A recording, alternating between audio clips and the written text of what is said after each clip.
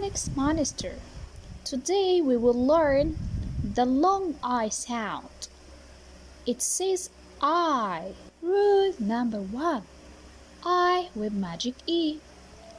Look, here we have I and a letter E at the end. E is magic. It makes I says its name. I, as in kite. And E is silent. It just helps I says its name. I. Rule number 2. When we see I and E standing together, they are good friends.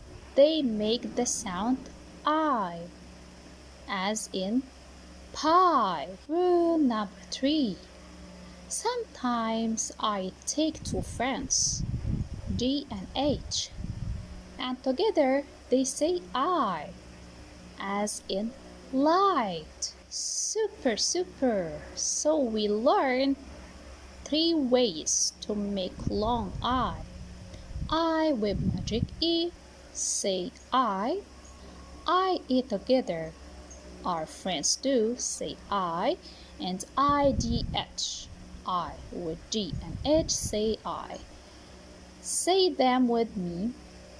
Kite, pie, and light.